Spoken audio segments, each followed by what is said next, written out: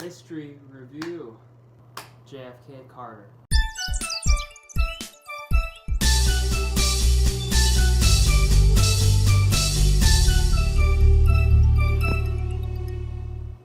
Alright, so welcome back. We're covering the end of Period 8 from JFK to Jimmy Carter. We can't handle Period 9 because it's not going to be on the AP this year because your favorite worldwide pandemic, coronavirus. So we can't cover the Reagan Revolution or the rise of neoliberalism and all the way to Bush, Obama, and even Trump. Alright, so let's start with the election of 1960. It was basically Vice President Richard Nixon, who was Vice President during the Eisenhower regime, against a young, charismatic senator from Massachusetts, John F. Kennedy. As you can see here, John F. Kennedy won, and that was partly because of the rise of television, as television became really a household item, and people saw the presidential candidates' faces rather than just hearing their voices as they would on radio. And because Kennedy was seen as more handsome, that sort of gave him a little boost and possibly made him win rather than Nixon. Alright, so with JFK, once he was in office, he was seen as sort of a breath of fresh air. He has sort of a regal and soft-spoken tone compared to his predecessors, and the press jokingly referred to his administration as the Kingdom of Camelot. Alright, and so he did have this sort of new wave, new freshness about him. And so his policy at the time was known as the New Frontier. Basically, he proposed federal support for education, healthcare, urban renewal, and also civil rights legislation. Alright, and although a few of these were accomplished in his regime, most weren't, and he did also have an already strengthening economy, and he did have the goal of landing a man on the moon by the end of the decade, as well as sort of inspiring Americans to do more for their country and sort of a patriotic fervor. Alright, as for his foreign policy, so as we mentioned in the last episode, Eisenhower sort of started planning for the Bay of Pigs invasion to basically take out Castro because the U.S. didn't like him because he was a dictator who was sort of cozying up to the Soviets. So basically Kennedy was like, yo, we gotta take him out now. And it failed horribly. Horrible. And basically Castro just stayed in regime, continued to stay in regime until his death. Alright, so next up, we also have the Berlin Wall being built by the Soviets after this, because the Soviets sort of felt emboldened after the Bay of Pigs invasion failed. And so basically Khrushchev was like, alright, Kennedy, move your troops out of West Berlin or we're just going to come in. Kennedy refused, and instead Khrushchev didn't invade West Berlin. He just set up a wall, Berlin Wall, in 1961. Also, but even worse than the Berlin Wall, was the Soviet putting missiles in Cuba, creating the Cuban Missile Crisis of 1961. So basically, this was a huge threat to the U.S. because you had nuclear ballistic missiles in Cuba that could strike pretty much anywhere in the U.S., including Washington, D.C., only a few hundred miles or less from Florida. And so basically, this was really, really tense era for the U.S.-Soviet relations, and Kennedy and Khrushchev were able to sort of have an agreement where the U.S. would take out their missiles from Turkey and the Soviets would take out their missiles from Cuba. And although they still were fierce rivals, at least things simmered down a bit. So, as you can see, that Kennedy moved away from John Foster Dulles' brinksmanship towards what was known as flexible response, meaning less focus on nuclear weapons and more focus on conventional warfare, conventional weapons. So, however, Kennedy was shot. He was blown away in 1963 when visiting Dallas. As you can see here, we have a very, very famous picture of Lee Harvey Oswald, who was assumed to be the killer, and he was convicted as such, or is it going to be, before he was killed also. So, conspiracy theories.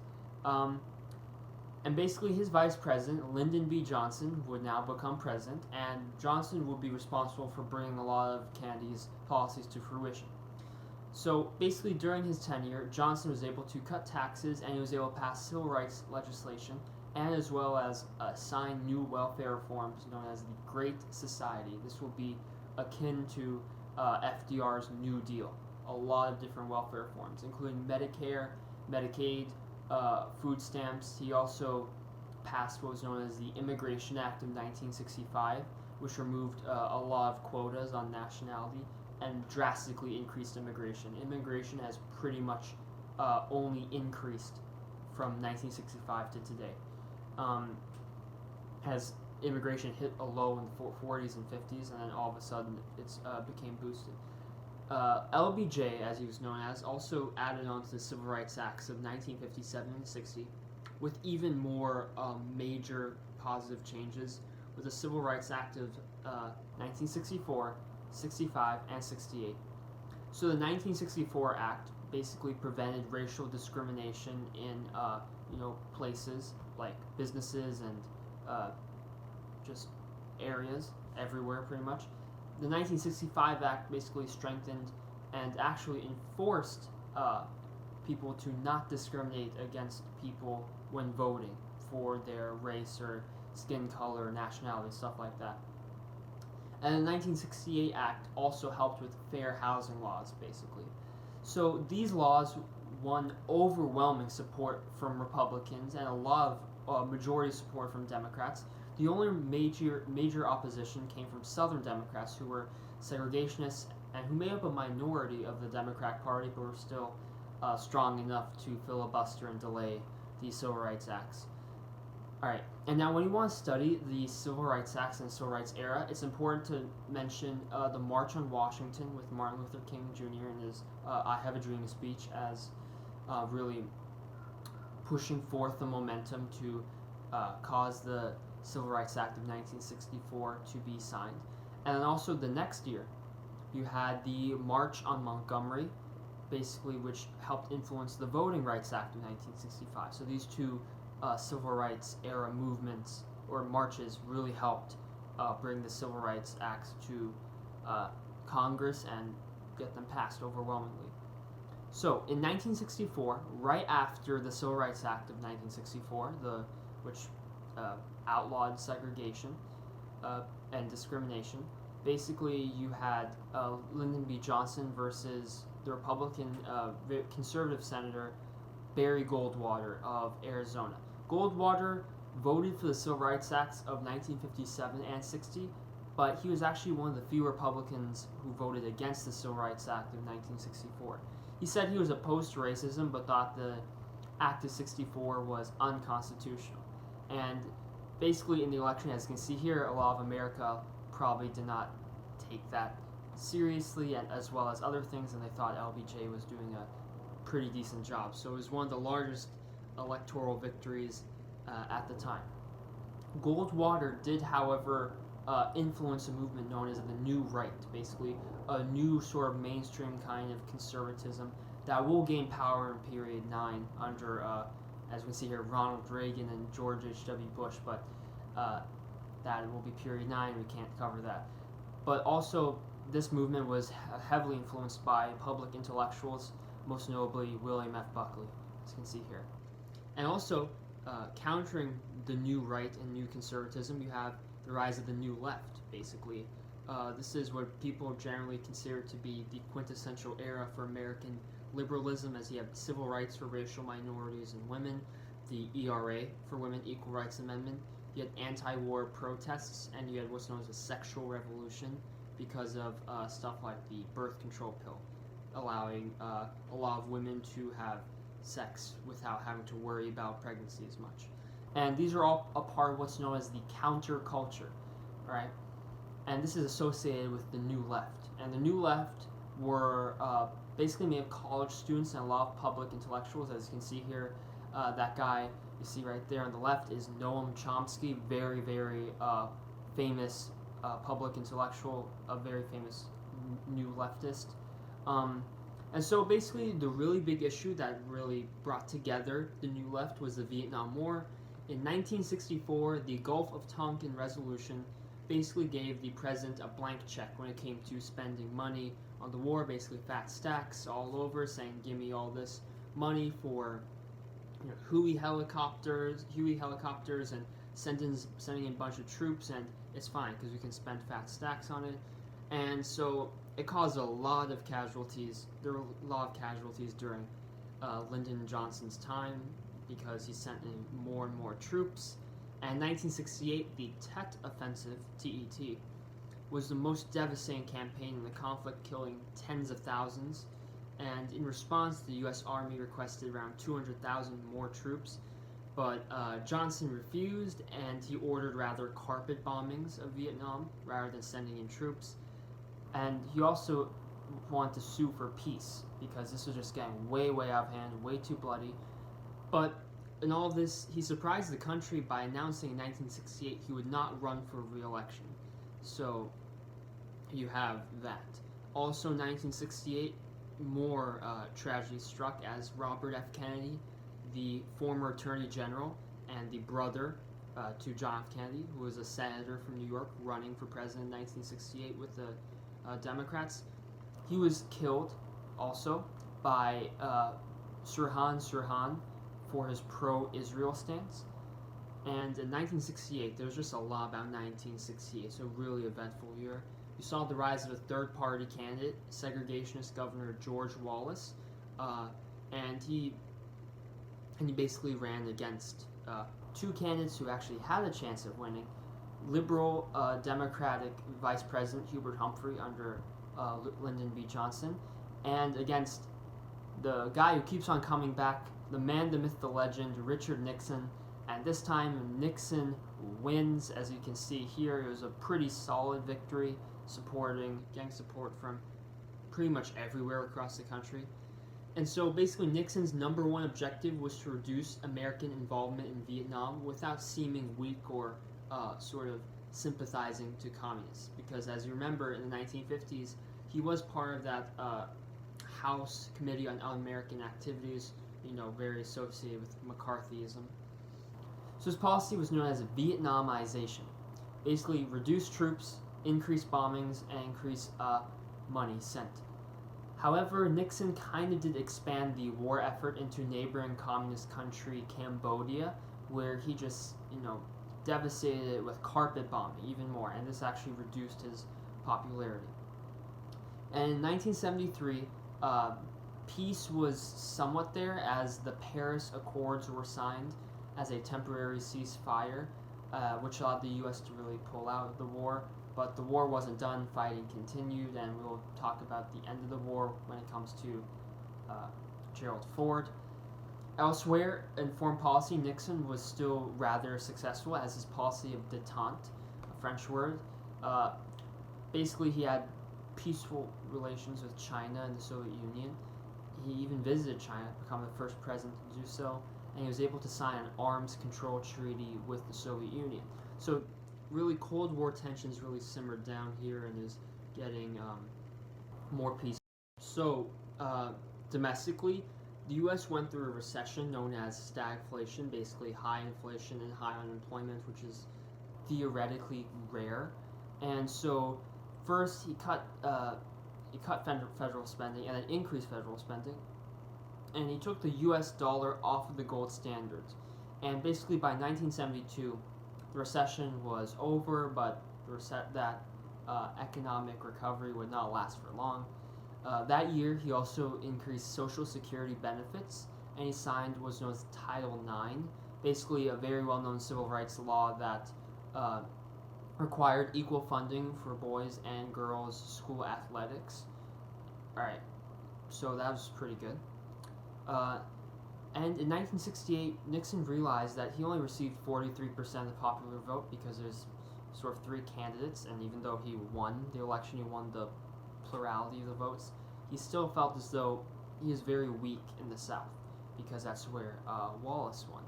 So basically, he had what was known as the Southern Strategy, which was basically an idea that he should go and try to flip the solid South, which is very, very Democratic, and try and make it Republican. And basically he appealed to Southerners by saying, he was opposed to the counterculture. He thought the anti-war protesters were doing too much and were hippies, and he opposed school busing as well. As for the rest of the domestic policy, Nixon appointed Warren Burger, who would be the Chief Justice of the Supreme Court, and he would basically be most well known for making the Roe v. Wade decision that pretty much legalized abortion nationally and said that was a woman's right to privacy. And also Nixon created the Environmental Protection Agency, known as the EPA, and he also signed into law the Clean Air Act, Clean Water Act, and Endangered Species Act, as environmentalism was the zeitgeist of the 1960s and 70s. So basically, Nixon you would consider a rather liberal president for being, pro-environment sort of, and being wanting to raise Social Security and stuff. And so by the time the 1972 election came around, Nixon just destroyed the very liberal anti-war Democrat Senator George McGovern. As you can see here, he just walloped him. Look at that. McGovern only won D.C. and Massachusetts, nothing more. Again, one of the largest electoral victories in American history. However, it will be the Watergate Scandal that will cloud Nixon's legacy and achievements forever. So basically, the Watergate Scandal is that a bunch of his guys, part of the administration, broke into the Democratic National Committee offices in the Watergate building in D.C., and it was basically to steal info that would pertain to the election and to Democrats' strategy for the 1972 election. And although there wasn't solid evidence that Nixon directly ordered the heist to happen, he was responsible in covering it up. And basically the House were going to impeach him, and impeachment and removal was pretty much inevitable.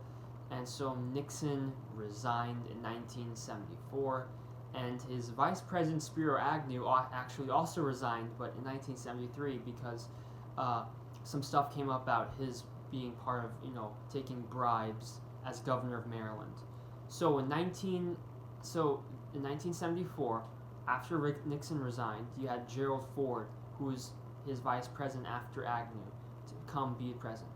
And so basically Gerald Ford is the only person ever in U.S. history to not be elected, but still become both vice president and president without being elected. That's kind of crazy. So, Ford was rather popular. He also signed into law the Safe Drinking Water Act, sort of continuing pro-environmentalism policies. And so, although his popularity was short-lived, after he gave a presidential pardon of Nixon would not go to jail or anything of that sort. And that basically, some say, ended his presidency right there.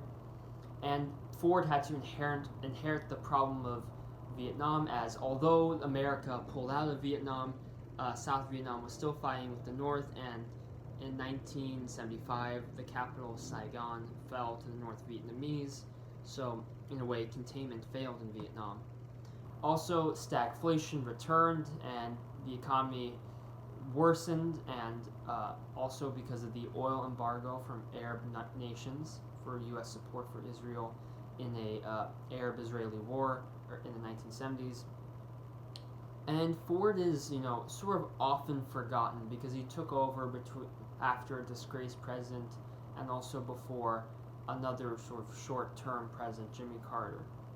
So, with the economy not improving, he received a primary challenge from a more right-wing Republican in 1976, who was an actor who became governor, Ronald Reagan.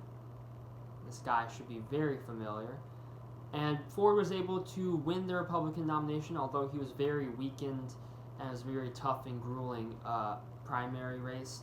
As for the Democrats, they nominated a peanut farmer who became governor, Jimmy Carter. And the election was very, very close, but in the end, Jimmy Carter won, as you can see here. And Carter's presidency is also rather looked over, was often overlooked in a more negative light than Ford. Although he did sign a treaty giving away the Panama Canal from the U.S. to Panama in 1999, and he did mediate peace between Israel and Egypt after a bloody war, and this would be known as the Camp David Accords. Very crucial policy achievement of the Carter administration. Although he did those stuff, basically the two things that made his presidency only 4 years, only one term, was Iran and the worsening economy. So in 1979, there was a violent overthrow of the pro-U.S. monarch who was known as the Shah, and it replaced the monarchy with the monarchy was rather modernizing and rather pretty Western. However, it was replaced with a regressive Islamic theocracy, and basically during the revolution, Iranian militants took over the U.S. embassy and held U.S. Ambassadors and staff for 444 days. This would end shortly after Reagan would be inaugurated in 1980. And so it clouded the rest of Carter's presidency, and he did attempt to rescue those Americans. However, the helicopters used did fail over Iran, and Carter was seen as indecisive and not, saving the Americans' lives. And Carter, as for the economy, he did plant seeds of what are known as neoliberalism by deregulating the airline industry. However, the economy continued to worsen, did not get any better. And he said in in the late part of his presidency, there was a national malaise. So basically, America was just not feeling well. America has sort of, people thought, peaked. But in 1980 election, you had Ronald Reagan returning for the Republican Party, stronger than ever, against Jimmy Carter, who was fairly weak. And 1980, another presidential blowout, as you can see here, a destruction of Jimmy Carter. And sadly, we cannot get to the Reagan Revolution. We can't get to anything else. We can't get to Bill Clinton, George W. Bush, Obama, Trump, no one. So that is it for all of Period 8. But we do have more review videos of the past periods coming soon, so check those out.